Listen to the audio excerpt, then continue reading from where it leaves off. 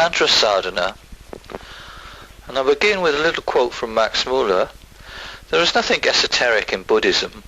Buddhism is the very opposite of esoteric. It is a religion for the people at large, for the poor, the suffering, the ill-treated. Buddha protests against the very idea of keeping anything secret. There was much more of that esoteric teaching in Brahmanism, where there was a system of castes which deprived the Shudras at least of many religious privileges. But even in Brahmanism there's no such thing as an esoteric interpretation of the Shastras. The Shastras have but one meaning, and all who have been properly prepared by education have access to them.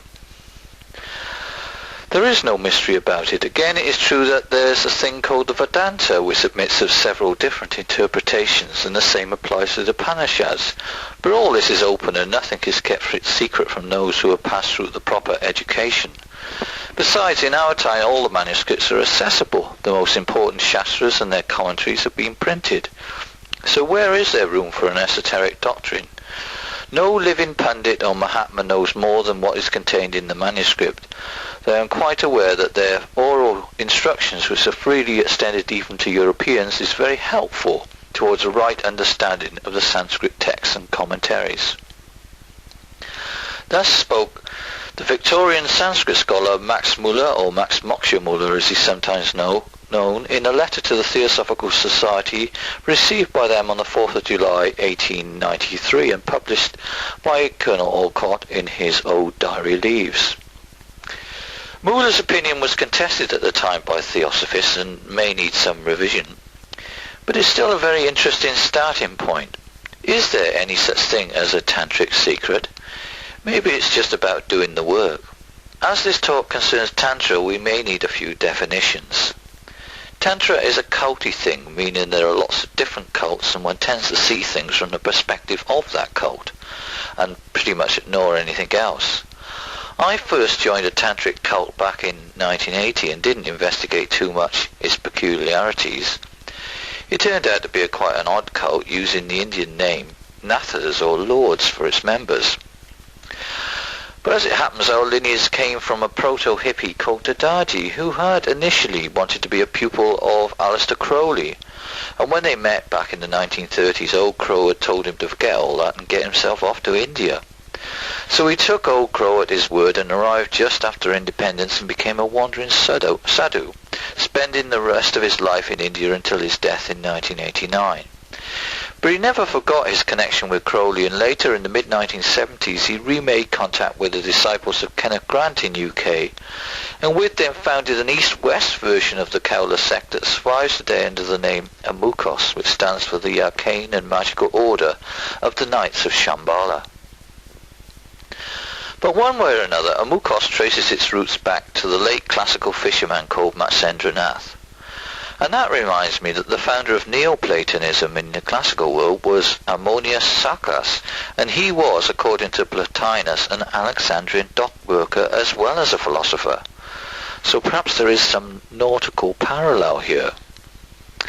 Now Matsendranath, the fisherman, lived more than 1300 years ago and developed his own magical style known as Yogini Kaula. Hence he may even be the creator of the so-called Kaula practice. So by luck, back in 1980, I had wandered into a very important cult. So let me digress to tell you that it is normal nowadays to recognize 3 stages in the development of Tantra. The earliest stage is called Kaula, which simply means clan or family. It is this, I believe, which is contemporary with the Hermetic or pagan magic of the classical world, and it shares many of the same features, for example the clan structure. The Kaulas are said to be extremists in their magic, very in your face, with lots of rituals in graveyards and orgies and that kind of thing. To give you a flavour of what the Kaula was like, when we were discussing this on a recent e-list, an adept known as Lalita Mataji made the following post about the Kaula. Originally, she said, Tantra was a way for a very brave hero to seduce and bribe his way into the company of the Dakinis or Yoginis. These were divine, half-human female beings who spent their time killing and eating babies, drinking alcohol and cooler fluids, and eating wild meat. They are then bribed by the offering of sexual fluids which our hero has procured through his cooler activities. And these fluids are some of the many fluids that females produce, including sexual ejaculate, which have all been mixed together in some recipe which is unique to each clan. Our hero hopes to get the good graces of one of these feasting, drunken, bird-headed creatures who will then take him up into the sky and convert with him and give him magical power. So just sign here, she says. X marks the spot, young gentleman, and don't forget the babies. Love, Lolita Mataji.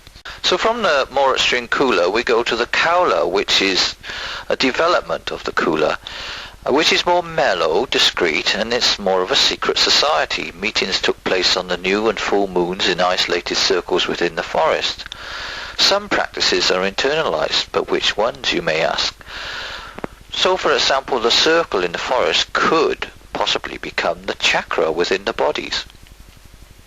The Kaulas are pretty much the inventors of a thing called Kundalini Yoga, and over time even the Kaula gets more and more refined, or watered down if you prefer, and its final stage is purely internal and what is known nowadays as Tantra.